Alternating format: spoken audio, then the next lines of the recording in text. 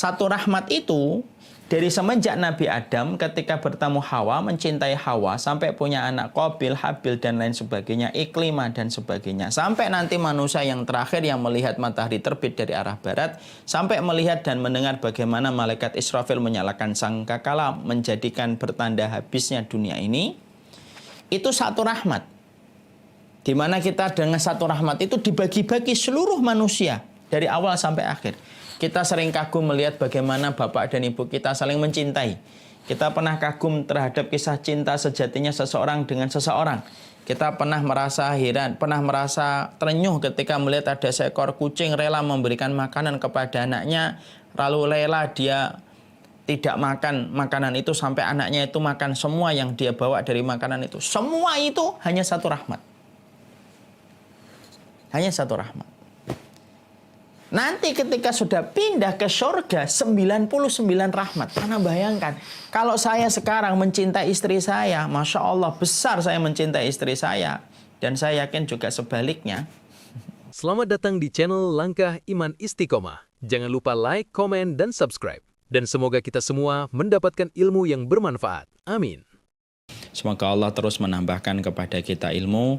Allah menjadikan buah manis dari ilmu yang kita pelajari berbuah dengan kekuatan hati, kelapangan jiwa kita untuk senantiasa bersyukur dan bersabar dalam setiap kehidupan kita. Kepada Allah kita menyembah dan kepadanya kita bergantung, meminta pertolongan atas seluruh ibadah yang kita lakukan dalam penghambaan kita kepada Allah Subhanahu wa Ta'ala. Kepada Allah kita bersyukur dan kepadanya kita menggantungkan urusan kita. Jamaah yang semoga Allah rahmati, kita tentunya paham betul bahwasanya kehidupan kita tidak akan sempurna sampai kita mendapatkan apa yang terbaik pada kehidupan di akhirat. Karena kehidupan orang yang beriman itu hakikatnya bukan di dunia ini. Karena apapun kenikmatan yang kita jumpai, maka hakikatnya itu adalah sementara waktu. Seberapapun kaya kita ketika pada kehidupan di dunia ini, kalau kita sudah meninggal dunia, itu persis sebagaimana orang yang bermimpi di dalam tidurnya, lalu dia bermimpi mendapatkan banyak hal. Tapi ketika bangun tidak ada satupun yang ada di tangannya. Itulah kata Umar bin Khattab. Jadi orang yang kaya, miliarder, konglomerat, apapun merek branded yang mereka miliki, kalau mereka dalam kehidupan setelah meninggal dunia, maka mereka akan terbangun dan mereka baru sadar semua pencapaian yang mereka pernah dapatkan di dunia itu sebagaimana mimpi yang ketika dia bangun di alam barzah sudah tidak ada satupun yang ada di tangan. Itulah yang menjadikan kita akhirnya paham memang kehidupan orang yang beriman itu hakikatnya bukan di sini. Tapi kehidupan nanti setelah kita menutup mata, memejamkan dalam kematian kita, barulah kehidupan kita sejatinya akan dimulai sesuai dengan tingkat amal yang kita lakukan pada kehidupan. Makanya kalau kita melihat sesuatu yang mengagumkan dalam urusan dunia, Rasulullah sampai bersabda pada salah satu hadisnya yang Masya Allah. Rasulullah sampai berkata, "Idza kana ma yu'jibuhu minad dunya." Kalau kamu melihat sesuatu yang mengagumkan, yang membuat kamu terpesona pada urusan dunia, maka kata Rasulullah katakanlah, "Innal aisha aisyul akhirah." Sesungguhnya kita akan berkata, sesungguhnya kehidupan bagi kami adalah kehidupan nanti ketika di akhirat. Karena menunjukkan bahwasanya orang mukmin itu sejatinya bukan hidup di sini. Ketika kita sepakat bahwasanya kita beriman, kehidupan kita bukan di sini karena ini ujian, karena ini adalah penjara, yang kedudukan dunia itu tidak lebih dari sayap seekor nyamuk, berarti yang kita tuju adalah kehidupan akhirat kita. Dan tidak ada sikap yang paling baik kecuali sikap orang yang senantiasa memperbaiki akhiratnya. Orang yang selalu memperbaiki akhiratnya, itulah orang yang sejatinya dewasa. Orang yang memperbaiki urusan akhiratnya, orang itulah yang memiliki visioner, orang yang memiliki visi pada hidupnya. Dan orang yang memperbaiki urusan akhiratnya, pada sejatinya adalah orang-orang yang betul-betul beruntung pada kehidupan mereka. Mereka bukan hanya pintar, mereka bukan hanya punya misi, bukan hanya punya visi, tapi sejatinya mereka adalah orang beruntung. Karena dia tahu bahwasanya dunia ini tidak bisa menipunya, karena dia faham akhirat itulah yang akan dia tuju. Ketika kita sudah mendapatkan, itulah yang dijabarkan dan digambarkan oleh agama bahwasanya kehidupan ini hanyalah sementara dan kehidupan kita sejatinya adalah kehidupan kita di akhirat, dan kita berupaya untuk memperbaiki urusan akhirat kita. Memperbaiki urusan akhirat itu tidak ada kunci yang pertama kecuali adalah dengan ilmu. Karena segala sesuatu harus dengan ilmu. Memperbaiki TV kalau tidak punya ilmunya jangan memperbaiki. Nanti malah jadinya bisa membuka tapi tidak bisa mengembalikan. Kalau kita ingin memperbaiki lampu harus pakai ilmu. Kalau memperbaiki listrik harus pakai ilmu. Kalaulah urusan lampu, urusan TV ternyata harus pakai ilmu, maka memperbaiki urusan akhirat ketika kita sudah paham kehidupan kini terbatas dan kita akan menuju kepada kehidupan akhirat dan keberuntungan bersama dengan orang-orang yang memperbaiki urusan akhiratnya, maka modalnya harus kita miliki, yaitu adalah dengan ilmu.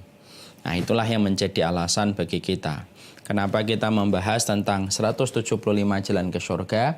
Karena jalan ke surga itu merupakan jalan yang paling patut untuk kita selalu perbaiki. Jalan yang paling patut untuk kita evaluasi. Jalan yang paling patut untuk kita koreksi setiap waktunya dan setiap saatnya, supaya apa yang kita lakukan dan apa yang kita kerjakan mendapatkan sebuah impian besar, yaitu adalah keselamatan urusan kita kelak pada waktu di akhirat. Dan semoga kita termasuk orang-orang yang Allah koreksi kehidupan kita, Allah perbaiki kualitas kehidupan kita untuk menuju kepada akhirat yang kita mimpikan, yaitu mendapatkan surga dan dijauhkan dari neraka. Kita akan membahas dan meneruskan. Karena kita ini adalah kajian kitab, kita akan meneruskan kajian kitabnya.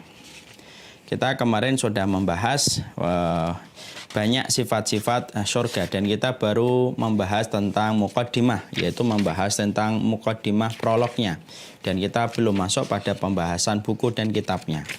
Tidak apa-apa, karena memang segala buku selalu memiliki muqaddimah, selalu memiliki pendahuluan.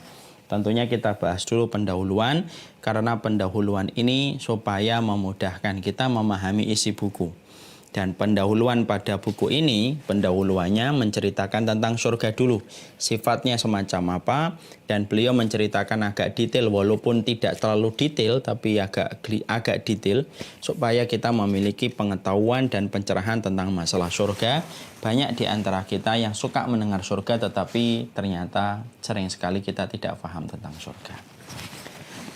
Bagi yang membawa buku, silahkan dibuka halaman 34. Kemarin pada pembahasan yang terakhir, kalau tidak salah sebelum pandemi datang, saya masih ingat ketika mengajar di Masjid Darussalam.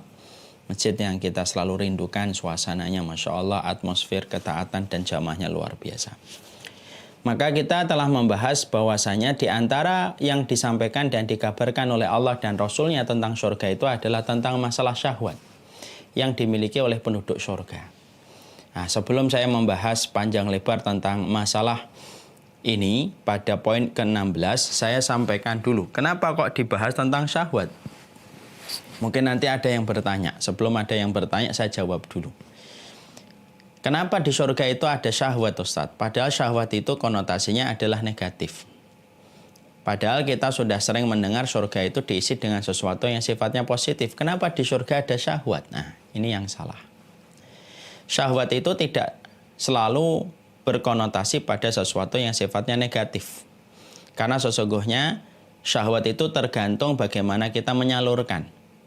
Makanya orang yang beriman ketika mereka menyalurkan syahwatnya pada tempat yang halal, maka itu menjadi ibadah, menjadi bentuk ketaatan dan dia berpahala. Seorang suami yang dia menyalurkan syahwatnya pada tempatnya, pada istri yang dia halalkan ketika terjadi ijab qabul, maka itu menjadi pahala. Karena syahwat itu pada dasarnya hukumnya netral, sesuai dengan tingkat pemakaian. Kalau pemakaiannya benar, dia akan mendatangkan pahala. Kalau pemakaiannya salah, maka dia akan menjadi liar kemana-mana. Dan akhirnya terjadilah perzinahan, terjadilah segala macam penyimpangan fitrah, homoseksual, lesbian, ketika mereka memiliki syahwat, lalu mereka menyalurkan pada tempat dan pada kondisi yang tidak diridhai oleh Allah.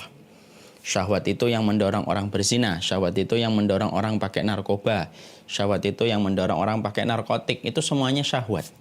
Nah, makanya orang yang beriman diberikan oleh Allah keimanan, di mana keimanan itu mengendalikan syahwat. Orang yang tidak memiliki iman ketika dia jatuh pada sesuatu yang fajir, sesuatu yang dosa, Allah jadikan syahwatnya lebih besar daripada imannya. Akhirnya imannya terjajah dengan syahwatnya. Maka apapun ketika ada panggilan iman dan panggilan syahwat, maka dia selalu mendahulukan panggilan syahwat. Nah, itu orang yang fajir, orang yang mereka itu banyak memiliki dosa. Makanya syahwat ketika diletakkan pada sesuatu yang baik, maka membuahkan pahala. Jadi syahwat itu hukumnya netral. Dan syahwat itu sesuatu yang sifatnya tidak berkonotasi, selalu identik dengan yang negatif. Dia bisa menjadi sesuatu yang sifatnya positif ketika diletakkan pada sesuatu yang diridhai oleh Allah. Jadi kalau ada nanti yang protes, kenapa kok di surga ada syahwat? Bukankah itu negatif? Tidak. Syahwat itu merupakan bagian dari sesuatu yang sifatnya positif ketika kita mendapatkan saluran pemakaian dan penggunaan syahwat pada tempat yang diridhai oleh Allah. Dan yang kita bahas di sini adalah syahwat dalam penduduk surga. Yang unik adalah penduduk neraka itu malah tidak punya syahwat. Ya, karena mereka sudah menghabiskan syahwatnya di dunia. Ketika mereka menghabiskan syahwatnya di dunia, mereka menghabiskan syahwatnya untuk minum khamr, mereka menghabiskan syahwatnya untuk berzina, mereka menghabiskan syahwatnya untuk tidur, mereka menghabiskan syahwatnya untuk makan. Makanya penduduk neraka, mereka tidak sama sekali diberikan kesempatan melampiaskan syahwat. Pernah kita jumpai penduduk neraka berdialog kepada istrinya yang sama-sama penduduk neraka, yuk kita ngamar dulu yuk. Tidak ada. Kenapa? Karena syahwatnya sudah dihabiskan ketika di dunia. Jadi persoalannya dalam hidup itu sebenarnya persoalan memilih saja. Ente punya syahwat, ente tekan syahwatnya, nanti ente akan datang satu waktu ketika syahwat itu dilampiaskan sebebas-bebasnya pada semua yang diridhai oleh Allah. Kalau ente punya syahwat, ente lampiaskan, terus kecewa sama agama, agnostik, kecewa sama orang tua, narkoba, kemudian kecewa pada pekerjaan, narkotik, kemudian lihat perempuan seneng, zinain. Silahkan, pakai syahwatnya terus. Tapi akan datang satu waktu syahwatmu akan hilang karena ditekan dengan adab yang pedih sampai menjadikan syahwat itu tidak berkutik. Dan itulah yang menjadikan perbedaan antara orang yang beriman dan orang yang fajir. Orang yang beriman tuh jangan dikatakan tidak punya syahwat. Orang yang beriman tuh punya syahwat. Cuma mereka menata syahwatnya pada sesuatu yang diridhai oleh Allah. Makanya kalau ada orang suka berkomentar begini, sama orang yang kira-kira menjaga pandangannya. Lihat nih. Ada orang beriman tidak mau ngelihat. Alah, sok lo padahal hatinya mau. Loh, kalau syahwat itu pada dasarnya memang setiap orang mau. Perbedaannya cuma cara menekan syahwat itu.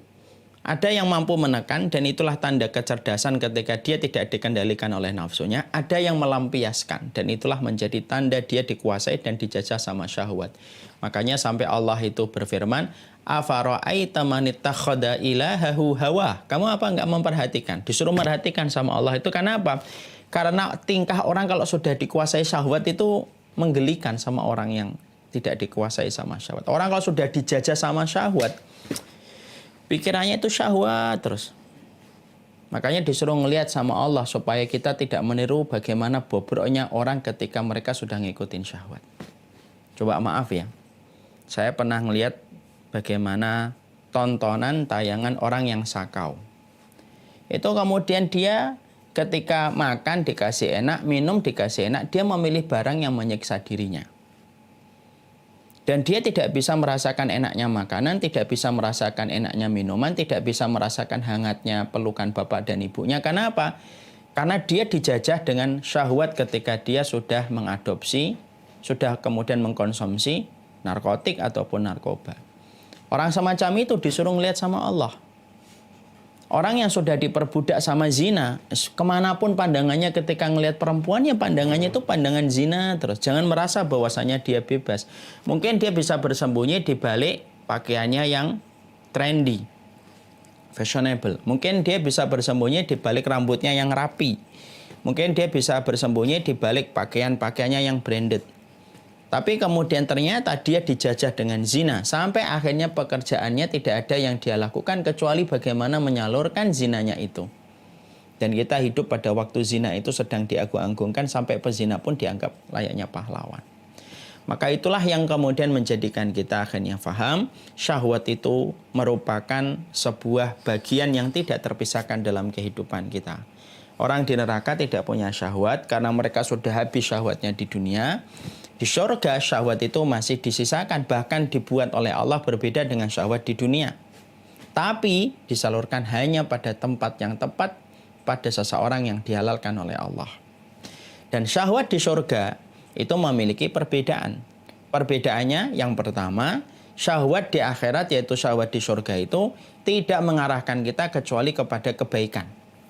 Jadi tidak ada penduduk surga ketika mereka sudah bersama dengan bidadari, lalu bersama dengan istrinya, lalu tertarik dengan bidadari temannya yang sama-sama penduduk surga. Tidak ada. Ya, nanti tidak ada mikir, wah bidadarinya Sabto caem juga ya, gitu. Nggak ada. Karena apa? Karena syahwat itu sudah dikekang oleh Allah dalam perkara yang baik. Karena sesuai dengan tempatnya. Karena tempatnya baik, maka dikondisikan pada sesuatu yang baik. Kan begitu standarnya. Kita kalau ngelihat satu barang di tempat restoran tertentu itu pasti akan dikondisikan dengan brandnya restoran itu.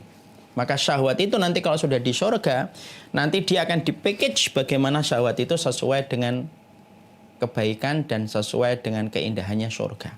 Makanya tidak ada syahwat yang mengarahkan kepada perbuatan yang buruk. Tidak ada syahwat lagi ketika ada seorang suami, lalu dia mendapati istrinya ketika ditinggalkan, istrinya menikah lagi, lalu bersama dengan suaminya yang terakhir, lalu suami yang pertama sedih dan berencana untuk membunuh suami itu, ingin menguasai. Tidak ada. Semua syahwat hanya diarahkan pada sesuatu yang baik. Nah, beda dengan di sini, syahwat itu bisa ditunggangi menjadi sesuatu yang buruk oleh penumpang gelap bernama syaitan.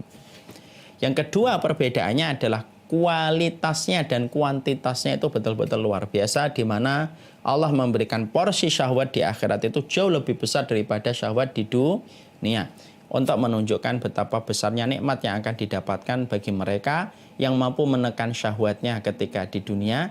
Maka dia akan merasakan nikmat syahwat itu betul-betul dia tenggelam dengan euforia kenikmatan syahwat di akhirat ketika disalurkan pada tempat yang diridhoi dan pada siapapun yang diridhoi oleh Allah.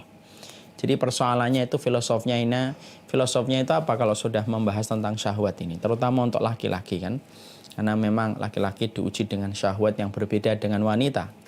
Maka sesungguhnya disitulah kita paham, kita ini hidup di dunia persis sebagaimana orang yang sedang berpuasa, yang mana nanti ketika berbuka itu baru terasa nikmat betul. Semua syahwat itu ketika dulunya kita kekang semata-mata karena Allah. Makanya orang yang mampu menekan syahwatnya adalah orang yang dekat dengan Allah. Orang yang mampu menekan syahwatnya, maka koneksi dan posisi dia di hadapan Allah menjadi sangat dekat. Karena dia tidak dijajah oleh musuh bernama syahwat. Nah, itu dua perbedaan antara syahwat di dunia dengan syahwat di akhirat. Sekarang kita memasuki terus apa yang dilakukan oleh penduduk surga ketika Allah menyampaikan. Allah menyampaikan dalam surat Yasin. Mungkin sebagian dari kita hafal surat Yasin. Inna ashabal jannatil yawma fi syughulin fakihun. Hum wa azwajuhum fi dhilalin alal araiki muttaqiun. Sesungguhnya penduduk surga itu pada hari bersenang-senang ketika dalam kesibukan mereka dan istri-istri mereka berada pada tempat yang teduh, bertelekan di atas dipan. Ya. Maka Imam Ibnu Katsir ketika beliau menafsirkan ayat-ayat Allah pada surat Yasin 55-56, ada kata-kata fi syughulin fakihun. Dilihat pada akhir ayat yang ke-55. Imam Ibnu Katsir berkata, kesibukannya apa sih penduduk surga itu? Maka dikatakan oleh Imam Ibnu Katsir, kesibukan mereka yaitu adalah ketika mereka mendapati istri mereka dari kalangan istri di dunia dan kalangan istri para bidadari yang selalu dijadikan oleh Allah itu perawan setiap habis dicampuri oleh mereka, maka kemudian dijadikan kembali mereka perawan dan suci kembali supaya menyempurnakan kenikmatan bagi istrinya dan menyempurnakan pula kenikmatan bagi suaminya ketika itu telah menjadi laki-laki penduduk surga. Ya, Masya Allah ya. Kok bisa? Nah, jangan ngomong kok bisa. Kalau Allah mampu menjadikan seseorang itu perawan dan tidak perawan, suci dan tidak suci, maka mudah bagi Allah menjadikan setiap wanita itu selalu suci dalam setiap waktunya walaupun dicampuri berkali-kali oleh suami mereka. Dan kesibukan mereka semacam itu. Mungkin ada yang bertanya, Ustadz, kenapa harus dibahas semacam ini di dalam Al-Quran? Kenapa sih harus membahas tentang hubungan intim? Pertama, Allah itu tidak berhak ditanya, tapi kitalah yang ditanya. La yus'alu amma yaf'alu wa hum yus'alun. Allah tidak ditanya, kitalah yang ditanya sama Allah. Yang kedua, Allah menyampaikan tentang hubungan intim pada ayat 55 dan 56 disampaikan dalam bentuk yang sangat indah dan tidak dalam bentuk kalimat-kalimat dan ayat-ayat yang vulgar. Tetapi dalam hal yang sangat indah, fi syughulin fakihun. Itu tidak ada kata-kata vulgar kalau kita paham bahasa Arab. Yang ketiga, kenapa Allah sampaikan tentang masalah ini kepada kita sebagai orang yang beriman? Karena Allah ingin menjaga setiap laki-laki dari ujung timur sampai ujung barat, dari utara sampai selatan. Jangan sentuh yang haram ya. Karena aku yang siapkan penggantinya nanti di akhirat kalau kalian menjaga dari sesuatu yang haram. Dan itulah yang menjadikan orang yang beriman itu mereka hidup hatinya di antara dua. Orang beriman itu kan diajari oleh Allah dengan dua. Kalau tidak dikasih reward ya punishment. Allah kadang-kadang menceritakan neraka, kadang-kadang Allah menceritakan tentang pembalasan atau hadiah yang Allah akan berikan. Dan Allah menyampaikan pada dua ayat ini, 55 dan 56 pada surat Yasin, yaitu rewardnya. Ini loh rewardnya kalau kamu menjaga dari yang haram, kami jadikan istrimu, istri-istrimu dari kalangan istri di dunia dan kalangan bidadari, selalu dalam kondisi perawan. Jangan sentuh yang haram ketika kamu sampai terperosok dalam perzinahan. Karena kalau kamu sampai memilih berzina dan tidak memilih untuk menahan dirimu dari yang diharamkan oleh Allah, antara yang kamu cicipi di dunia tidak sebanding dengan apa yang telah kamu lepaskan dan apa yang kamu korbankan. Nah, itu maksudnya begitu. Jadi Allah menyampaikannya semacam itu. Ya. Jadi betul-betul mereka dalam kondisi syahwatnya itu betul-betul besar. Allah kemudian memberikan syahwat itu bersama dengan para istri mereka. Orang yang beriman ketika membaca ini, dia tidak melihat sesuatu yang vulgar. Orang yang beriman ketika membaca ayat ini, sesungguhnya dia akan mencoba untuk menahan dirinya, mengendalikan dirinya, supaya dia mampu menahan dari yang haram di dunia. Karena sejatinya yang haram di dunia walaupun terasa nikmat yang ditawarkan di awalnya, tidak sebanding dengan kenikmatan besar yang sedang Allah siapkan bagi kita. Orang beriman itu hanya masalah waktu kok. Orang beriman itu pandai mengimani waktu. Kamu nggak mau ini ya, cantik nih, mau, tapi tidak sekarang, nanti. Mereka itu bermain dengan waktu. Waktunya itu nanti, ketika sudah meninggal dunia dalam kehidupan di akhirat. Karena kita memiliki dua kehidupan, dan orang yang beriman itu selalu mengkaitkan apapun yang dia ingin dapatkan itu selalu dikaitkan dengan urusan di akhirat. Makanya kayak Rasulullah tadi di awal-awal kan, Rasulullah sampai bersabda. Tadi ingat di awal mukadimah saya berkata, kalau kamu, kata Rasulullah, melihat sesuatu yang mengagumkan dalam urusan dunia, katakan, innal aisha aishul akhirah. Sesungguhnya kehidupan kami nanti di akhirat. Nah, sudah selesai. Sudah selesai. Oh, semuanya dikaitkan di akhirat. Laki-laki, ketika dia sedang terpancing nafsunya, syahwatnya sama seorang perempuan, atau sebaliknya, gandrung-gandrungnya dia sama seorang perempuan, dan dia tahu bahwasanya kalau disalurkan itu adalah jalannya haram, karena tidak memungkinkan. Maka dia harus kemudian membaca ayat ini supaya dia paham, oh kalau saya menjaga, Allah ganti dengan ganti yang lebih baik. Seorang laki-laki yang memiliki uang yang banyak, nominal sudah tidak lagi penting karena uangnya tidak ada lagi tidak ada nomor resinya karena saking banyaknya uang. Lalu kemudian banyak perempuan ditawarkan kepadanya, membaca ayat ini akan menjadikan dia berhenti. Karena apa? Semua yang kita cicipi di dunia kalau itu haram, tidak sebanding dengan apa yang kita korbankan dalam janji Allah pada kehidupan akhirat, yaitu adalah di surga. Ya. Jadi Allah akan jadikan istri-istri dari para laki-laki yang di surga itu selalu dalam kondisi suci, dalam kondisi gadis kembali. Dan itu Allah jadikan untuk menambah kenikmatan bagi istrinya dan bagi para penduduk surga. Ketika mereka sudah meninggalkan sesuatu karena Allah, Allah ganti dengan cash dan kontan kelak pada kehidupan di akhiratnya. Maka Rasulullah kemudian menyampaikan ketika syahwatnya penduduk surga bersama dengan istri-istrinya, dijadikan istri-istrinya itu seperti gadis kembali ketika mereka dicampuri setiap waktunya, maka di sini kita mendapati waladhi nafsi biyadihi inna ahadahum la yu'ta quwwatahu mi'ata rajulin fil mat'am wal mashrabi wasyahwati wal jima'. Lalu Nabi menyampaikan dalam hadis riwayat Ibnu Hibban dalam sahihnya dan diriwayatkan oleh Imam Hakim. Dan tidaklah setiap laki-laki penduduk surga ketika mereka sudah berada di surga, kecuali Allah akan memberikan kekuatan ekstra 100 kali lipat kekuatan daripada kekuatan dia ketika di dunia. Dalam masalah makan, dalam masalah minum, dalam masalah syahwat, dan dalam masalah jima. 4. Jadi kekuatan penduduk surga itu akan beda dengan kekuatan yang dimiliki dia ketika di dunia. Itu sesuatu yang beda. Fisik kita beda dengan fisik kita di dunia, ya kan? Kemudian kekuatan kita pun dijadikan oleh Allah berbeda dengan kekuatan yang kita miliki pada kehidupan di dunia. Layu utami atakuatin akan dikasih 100 kekuatan di dalam mat'am, makannya itu. Kalau jadi misalkan orang yang makan sampai pernah ada 10 piring dalam sekali makan, itu nanti dijadikan 100 kali lipatnya. Dalam masalah minum, dalam masalah syahwat, dalam masalah jima. Dan itu menunjukkan kuatnya bagaimana seseorang itu nanti mereka berhubungan dengan keluarga mereka ketika pada kehidupan di akhirat untuk menggambarkan betapa besarnya kenikmatan yang Allah jadikan pada kenikmatan surga karena Allah itu tidak pernah bermain-main serta bercanda ketika menjanjikan surga bagi orang yang bertakwa dan taat kepadanya. Masya Allah ya. Saya ketika baca hadis ini tuh mikirnya begini, Bapak dan Ibu ya.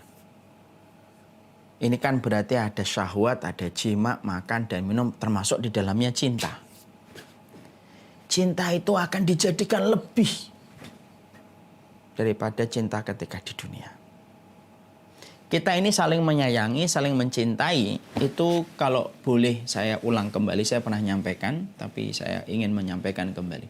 Saya pernah menyampaikan sebuah hadis bahwasanya Allah itu memiliki 100 rahmat. Satu rahmat Allah bagikan pada kehidupan dunia, 99 rahmat Allah tahan dan Allah berikan nanti bagi penduduk surga. Satu rahmat itu dari semenjak Nabi Adam ketika bertemu Hawa, mencintai Hawa, sampai punya anak Qabil, Habil, dan lain sebagainya, Iklimah dan sebagainya. Sampai nanti manusia yang terakhir yang melihat matahari terbit dari arah barat, sampai melihat dan mendengar bagaimana malaikat Israfil menyalakan sangkakala, menjadikan bertanda habisnya dunia ini. Itu satu rahmat. Di mana kita dengan satu rahmat itu dibagi-bagi seluruh manusia dari awal sampai akhir. Kita sering kagum melihat bagaimana bapak dan ibu kita saling mencintai. Kita pernah kagum terhadap kisah cinta sejatinya seseorang dengan seseorang. Kita pernah merasa heran, pernah merasa terenyuh ketika melihat ada seekor kucing rela memberikan makanan kepada anaknya, lalu rela dia tidak makan makanan itu sampai anaknya itu makan semua yang dia bawa dari makanan itu. Semua itu hanya satu rahmat. Hanya satu rahmat. Nanti ketika sudah pindah ke surga 99 rahmat. Karena bayangkan, kalau saya sekarang mencintai istri saya, Masya Allah besar saya mencintai istri saya. Dan saya yakin juga sebaliknya. Itu menggunakan satu rahmat. Dari semenjak Nabi Adam sampai manusia yang terakhir.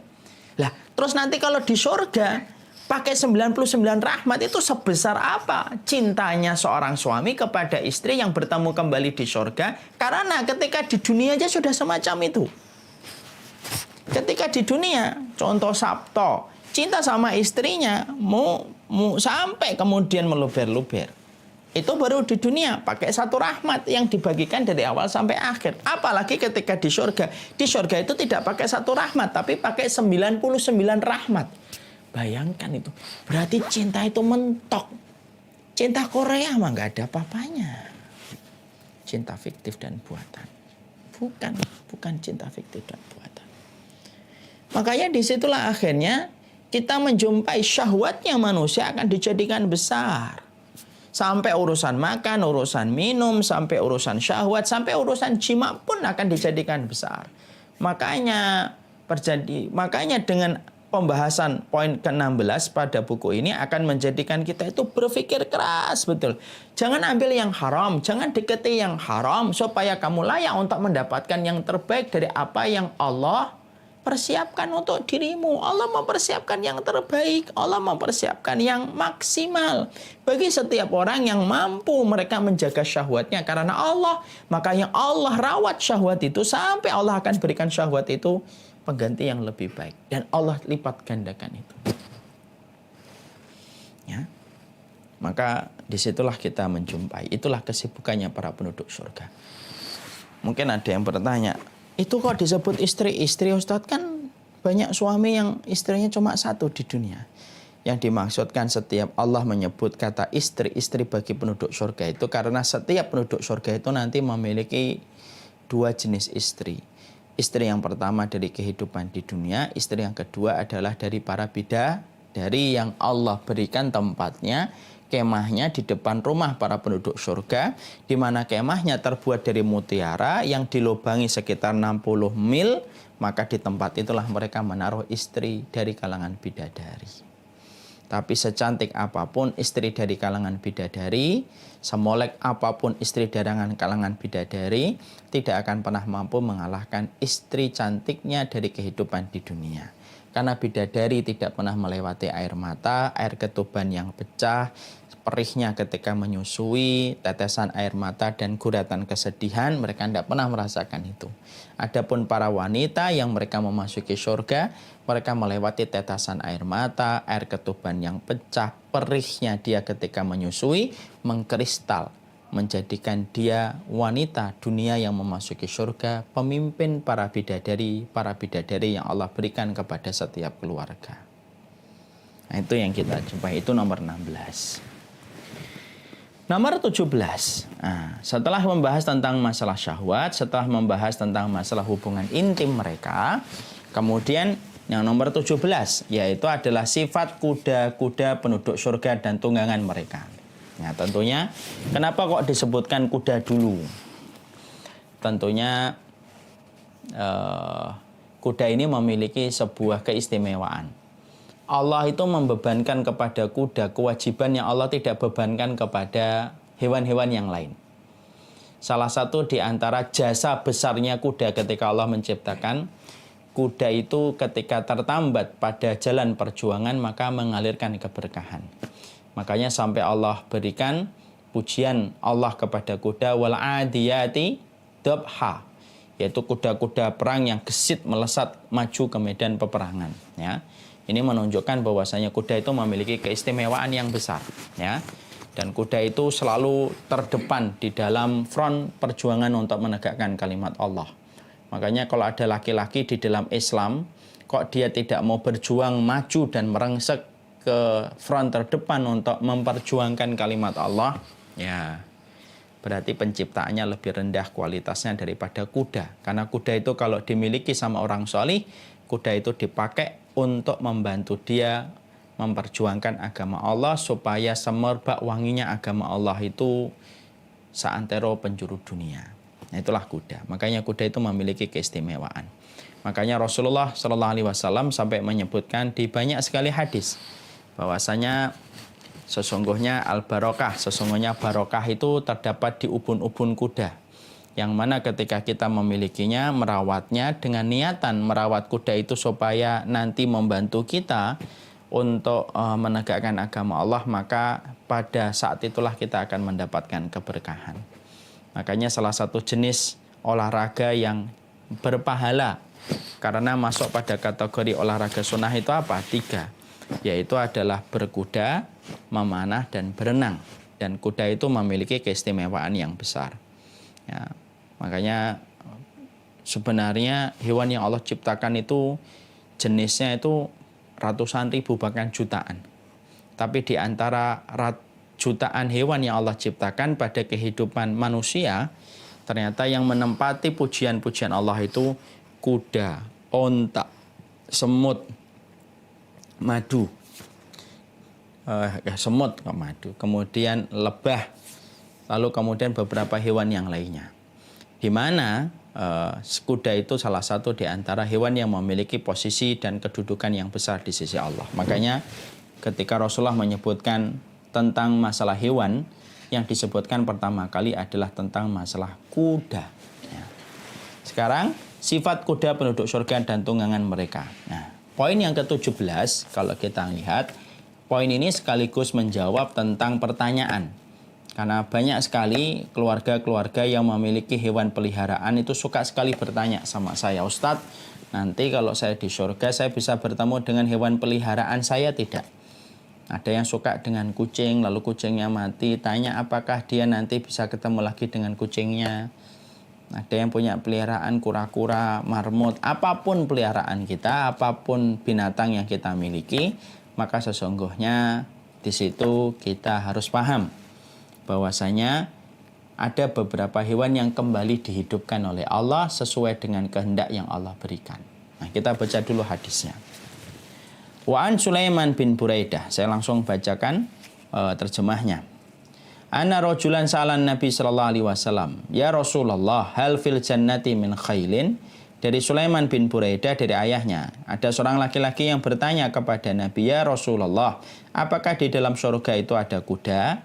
Maka Rasulullah SAW menjawab, "Ya, sesungguhnya kalau kamu dimasukkan oleh Allah ke surga, maka Allah akan menunggangkan kamu dengan seekor kuda yang tercipta dari permata merah yang terbang membawamu ke dalam surga kemanapun kamu pergi. Melainkan itu pasti terjadi." Burdair lalu kemudian berkata, ada laki-laki kemudian kembali bertanya, "Ya Rasulullah, apakah di surga ada unta?" Maka Rasulullah menjawab, bahwasanya di surga itu ada unta yang bisa membawamu kemanapun tempat yang kamu sukai di dalam surga. Lalu kemudian ada orang yang kemudian bertanya kembali, "Ya Rasulullah, apakah di surga itu kemudian ada unta apa? Ada ini unta?" Maka Rasulullah menjawab yang sama. Kemudian Rasulullah SAW ditanya kembali. Maka pada saat itulah Rasulullah SAW langsung mengatakan, "In yudkhilkallahul jannah yakun laka fiha mashtahat nafsuka waladat ainuka." Maka ketika orang itu bertanya tentang kuda dan bertanya tentang unta, maka Rasulullah SAW lalu menjawab, "Yudkhilkallahul jannah."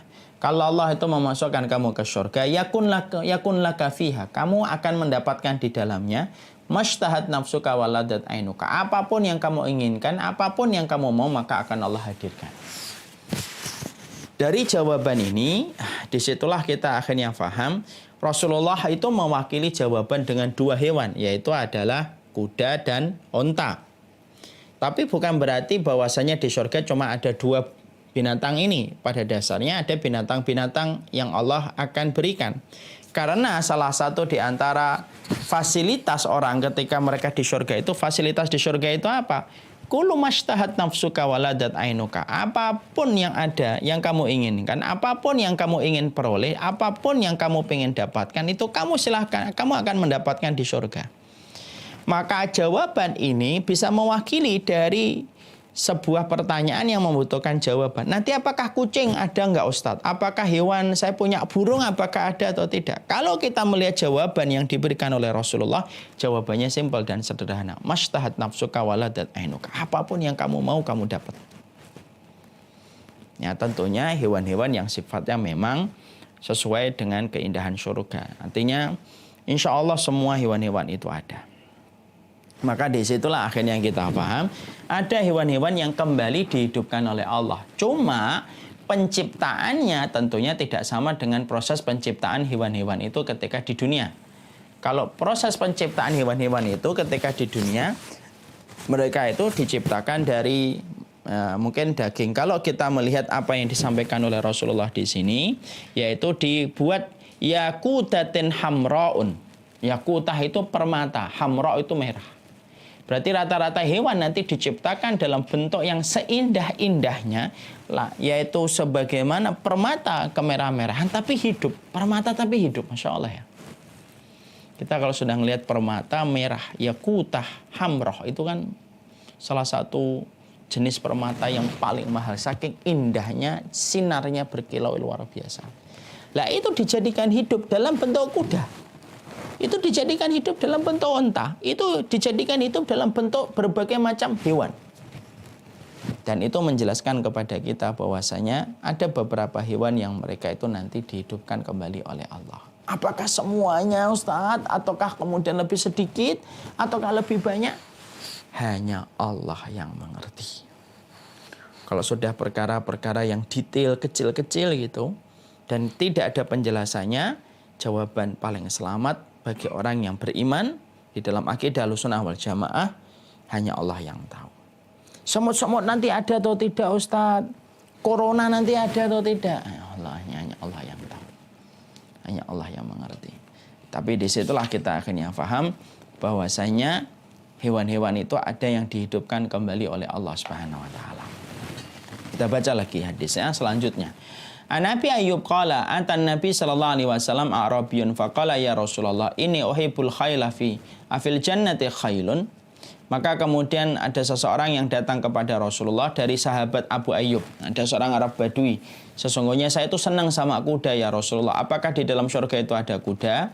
Maka Rasulullah menjawab, yaitu adalah in udkhiltal jannata utita bi farasim min yakutatin lahu janahani fahumilta alaihi summa tarabika haisu syi'ta.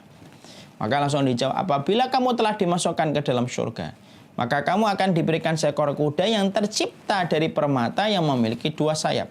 Kamu akan dinaikkan di atasnya lalu terbang bersamamu kemanapun kamu suka. Nah, itulah yang kemudian kita akan mendapatkan. Jadi salah satu di antara hal yang kita peroleh, salah satu hal yang kita dapatkan dari penjelasan hadis ini, yaitu menjelaskan kepada kita bahwasanya sifat dari binatang-binatang itu ada yang dihidupkan kembali oleh Allah. Detailnya apa saja yang dihidupkan oleh Allah dari binatang-binatang itu hanya Allah yang tahu. Tapi pada poin ini kita akhirnya paham penciptaan binatang itu berbeda dengan penciptaan binatang ketika di dunia. Penciptaan binatang di dunia dari daging, kotoran yang terbungkus dalam satu bentuk yang bernama binatang. Tapi kalau di akhirat, maka sesungguhnya di akhirat itu nanti setiap hewan itu diciptakan dari yakutah hamraun, yaitu adalah permata merah yang dibuat oleh Allah berdetak dan dia hidup. Lalu kemudian akhirnya menjadi salah satu tunggangan penduduk surga. Ya. Nah itu ada. Jadi kalau ada kuda punya sayap gitu, yang sering kita baca dan sering kita lihat di dunia imajinasi anak-anak itu sebenarnya mungkin membaca hadis ini. Tapi itu hanya ada di surga. Ya. Hanya ada di surga.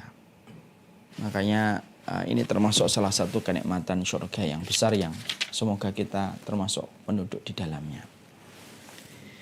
Sekarang kita buka halaman 37.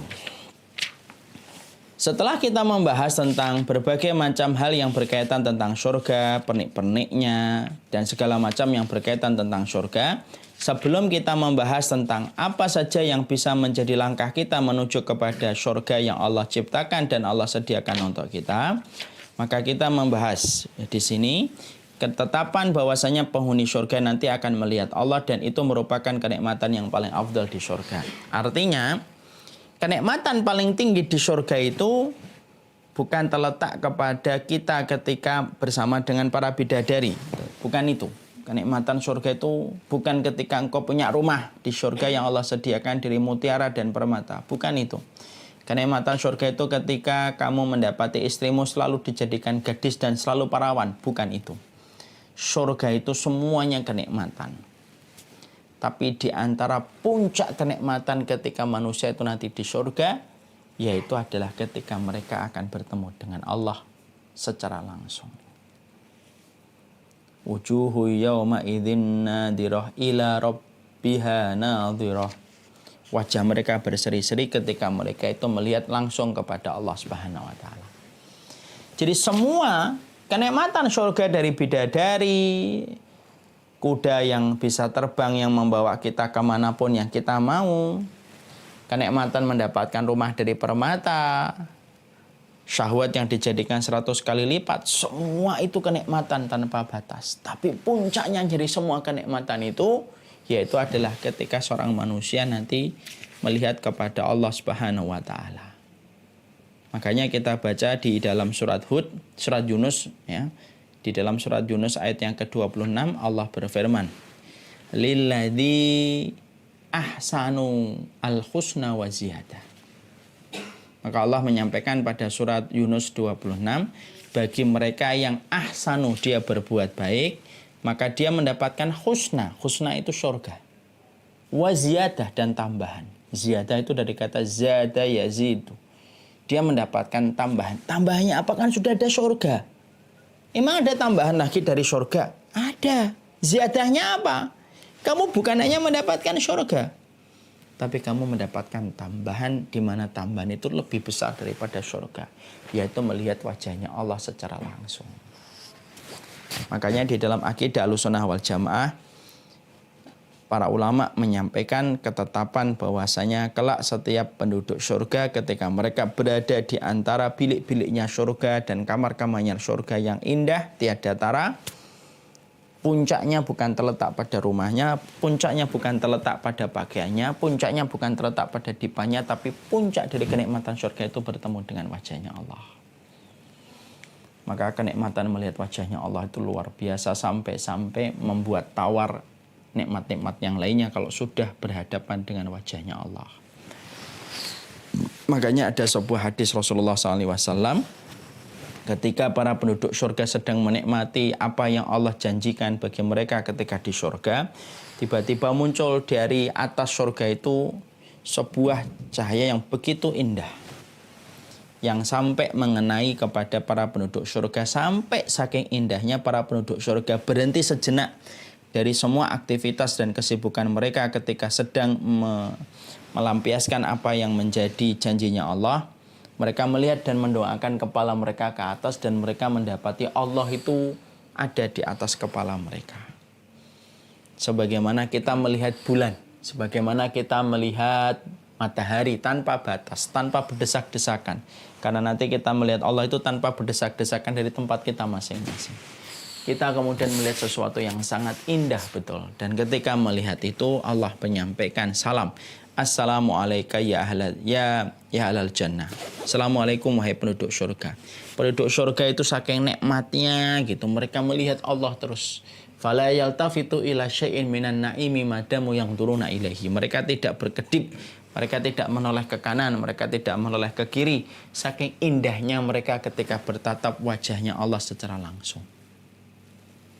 Nah, disitulah kita akhirnya menjumpai nikmat yang ditawarkan dari wajahnya Allah itu dahsyat. Dahsyatnya itu sampai kemudian orang itu melupakan sejenak dari berbagai macam fasilitas surga itu untuk melihat wajahnya Allah. Karena itulah puncak dari kenikmatan tertinggi ketika kita di surga. Puncaknya bukan ketika engkau bersama bidadari. Puncaknya engkau, wahai perempuan yang berada di surga, bukanlah ketika kamu itu berada, bukanlah ketika kamu mendapatkan rumah, tapi puncaknya dirimu ketika engkau berada di surga itu adalah ketika engkau berada di surga melihat wajahnya Allah Subhanahu wa Ta'ala. Makanya ada salah satu doanya Nabi yang sangat indah untuk menyampaikan tentang tema ini, yaitu melihat wajahnya Allah. Nabi berdoa, Allahumma inni as'aluka laddatan nadhari ila wajhika wasyauqa ila liqaika. Nah, ini harus hafal nih. Kalau ingin bertemu dengan wajahnya Allah. Ya Allah, sesungguhnya aku memohon kepadamu laddatan nadhari, nikmat pandangan ketika melihat wajahmu. Wasyauqa ila liqaika, dan kami diberikan hati yang tidak pernah pupus rasa kangennya untuk selalu ingin bertemu dengan engkau. Makanya ini termasuk doa yang harusnya kita ucapkan. Allahumma inni as'aluka laddatan nadhari ila wajhika wasyauqa ila liqaika. Ya Allah, aku memohon kepadamu nikmat pandangan kami ketika melihat wajahmu, dan aku memohon kepadamu ya Allah supaya betul-betul kami diberikan rasa rindu yang tidak pernah pupus untuk bertemu denganmu. Orang yang mereka itu selalu diberikan rasa kangen sama Allah, dia akan memperbaiki hidupnya. Siapapun yang diberikan oleh Allah rasa kangen pada hatinya untuk bertemu dengan Allah, dia akan meningkatkan frekuensi ketaatannya. Dan itulah yang menjadikan seseorang itu membayangkan nikmat tertinggi dari surga itu bertemu dengan wajahnya Allah Subhanahu wa taala. Ya. Makanya kalau kita boleh ambil analogi sederhana, kalaulah kita sering kagum kepada ketampanan, kecantikan seseorang manusia, sampai kadang-kadang kecantikannya, ketampanannya membuat kita tertegun beberapa menit saking begitu cantiknya orang tersebut. Padahal itu baru ciptaannya Allah. Belum Allah sejatinya yang menciptakan semua keindahan ini. Kita kalau pergi ke Labuan Bajo, kita pergi ke Irian atau ke Papua, kita pergi ke Flores, kita pergi ke Lombok, Hawaii, tempat-tempat yang indah. Saking indahnya meninggalkan bekas di dada sampai kita berkeinginan untuk balik lagi. Kalau kita pernah merasakan indahnya pandangan kita ngelihat Ka'bah dari kejauhan sebelum masuk ke kota Mekah. Indahnya menara-menara Masjid Madinah ketika sebelum masuk ke kota Madinah. Membuat hati tentrem ketika melihat itu. Itu baru ciptaannya Allah. Belum sejatinya Allah yang menciptakan semua keindahan itu. Dan itulah nikmat tertinggi. Nabi aja minta supaya bertemu dengan wajahnya Allah. Makanya siapa yang mampu nanti melihat wajahnya Allah? Orang yang mereka itu terus menghadirkan wajahnya Allah menjadi tujuan. Orang yang setia berkata tidak ada yang dia ingat kecuali mendapatkan wajahnya Allah dan ridhonya Allah. Itulah yang akan mendapatkan porsi besar kemungkinan untuk bertemu dengan Allah dan wajahnya. Siapapun orang yang di dalam perkataannya, perbuatannya tidak ada yang dia inginkan kecuali wajahnya Allah, itulah yang akan bertemu dengan Allah dan wajahnya. Makanya maaf ya, wajahnya Allah tidak boleh diganti dengan wajahnya finansial dan material. Karena siapa banyak manusia itu yang mengganti ridhonya Allah, wajahnya Allah itu dengan material dan finansial. Kalau ada orang yang kemudian mereka mengganti dengan pujian manusia, dia cari, dia uber, maka dia melupakan wajahnya Allah yang harusnya paling patut untuk diperjuangkan. Maka kita ingat pujian manusia tidak akan pernah membuat kita bahagia. Dan kita harus ingat, kalaulah kita ingat betapa cepatnya kita dilupakan manusia setelah kematian kita, kita tidak akan pernah mati-matian untuk ngejar wajahnya manusia dan ridhanya manusia. Makanya itulah yang menjadikan seseorang itu, kalau ingin diberikan kesempatan untuk melihat wajahnya Allah, karena puncak kenikmatan tertinggi dari surga itu terletak bukan pada bidadarinya, tapi terletak pada wajahnya Allah, yang Allah nanti perlihatkan kepada setiap orang yang berada di surga. Pastikan perkataan kita tidak keluar kecuali untuk mencari wajahnya Allah, dan pastikan perbuatan kita lakukan bukan untuk dunia, bukan untuk materi, tapi semata-mata untuk mencari wajahnya Allah pada kehidupan. Makanya inilah yang menjadikan orang itu dikuatkan oleh Allah. Orang yang selalu berkeinginan untuk melihat wajahnya Allah, setiap mengingat wajahnya Allah itu memberikan kekuatan. Mengingat surga itu kekuatan. Mengingat dunia itu kelemahan dan kerapuhan. Coba kalau kita ngelihat dunia belum dapat, lelah, rapuh kita seketika. Ngelihat rumah bagus membandingkan rumah kita, rapuh, lemah kita seketika. Melihat orang punya mobil ini, lalu kita membandingkan dengan mobil kita, rapuh dan lemah kita karena merasa tabungan kita terlalu jauh untuk mendapatkan itu. Tapi beda kalau kita itu mengingat Allah dan menginginkan surga. Orang kalau menginginkan surga itu pasti memberikan kekuatan. Dai yang ingat surga tidak peduli dengan celaan. Suami yang ingat surga, dia tidak peduli walaupun dia itu yang harus mengalah. Seorang istri yang ingat surga dan 8 pintu surga, dia tidak akan pernah merasa rendah ketika dia mengemis di depan suaminya karena tahu di balik ridho suaminya itu ada surga. Mengingat surga dan wajahnya Allah itu memberikan kekuatan menapak pada jalan menuju kepada apa yang kita mimpikan, yaitu adalah wajahnya Allah. Saya itu jujur ya, sepekan ini tuh lagi suka ngelihat tayangan Mount Everest di YouTube. Saya tuh bayangkan ada orang saking pengen ke puncak untuk melihat pemandangan puncak yang disebut dengan atapnya dunia, roof roof-nya dunia. Sampai perjalanan itu mendaki puncak Everest itu sampai 1 bulan. Tentunya biaya tidak sedikit. Kesulitan yang didapatkan, kesukaran, belum lagi jatah oksigen dan udara yang sangat menipis ketika di atas. Tapi hanya ingin supaya dia itu meneguhkan dirinya itu mampu di Mount Everest dan melihat pemandangan. Hanya untuk melihat itu mereka melakukan apa saja. Bukankah orang yang beriman adalah orang yang paling layak melakukan apa saja untuk bertemu dengan wajahnya Allah? Pencipta dari semua keindahan yang ada di atas muka bumi ini, yang menciptakannya adalah Allah. Pernah kagum sama seorang wanita karena kecantikannya? Itu baru makhluknya. Pernah kagum dengan laki-laki karena ketampanannya, kebersihannya, wanginya? Itu baru makhluknya Allah. Pernah kagum dengan Labuan Bajo? Pernah kagum dengan Puncak? Pernah kagum dengan tempat-tempat tempat-tempat eksotik di atas muka bumi ini yang menawarkan perjalanan wisata yang luar biasa? Itu baru ciptaannya Allah. Belum sejatinya ketika nanti betul-betul bertemu dengan wajahnya Allah. Makanya moga-moga kita termasuk orang yang apabila ngaji, yang kita bayangkan wajahnya Allah. Kita dakwah, yang kita bayangkan wajah dan ridhanya Allah. Karena orang yang selalu menghadirkan wajahnya Allah menjadi motivasi, maka Allah yang akan memberikan nikmat kepadanya untuk bertemu dengan wajahnya Allah. Nikmatnya surga itu kalah dengan nikmat melihat wajahnya Allah. Lilladzi ahsanul husna wa ziyadah. Orang yang berbuat baik, dia mendapatkan surga dan tambahan. Tambahan itulah yang luar biasa. Nah, itulah kemudian sifat kita yang berikutnya. Sekarang kemudian kita akan mulai memasuki poin-poin di antara 175 jalan ke surga itu apa saja. Masya Allah. Akhirnya kita baru memasuki poin-poin tersebut dan luar biasa ini poin-poinnya masih banyak. Dan kita baru selesai mukadimahnya. Nah, baru kita mulai memasuki kepada pembahasan intinya kepada kitab. Halaman 39 baru pembahasan kepada kitabnya. Nah, apa-apa insya Allah pelan-pelan karena mengaji itu tema besarnya itu istiqomah. Ya, dan itulah yang kita ingin raih pada kehidupan setiap taklim kitab kita. Semoga Allah memberikan kebaikan insya Allah. Pastikan kajian ini semuanya memiliki buku dan memiliki kitabnya. Semoga Allah memberikan keberkahan untuk kita semuanya. Ini yang dapat saya sampaikan pada pertemuan kali ini. Saya serahkan kembali kepada pembawa acara Mas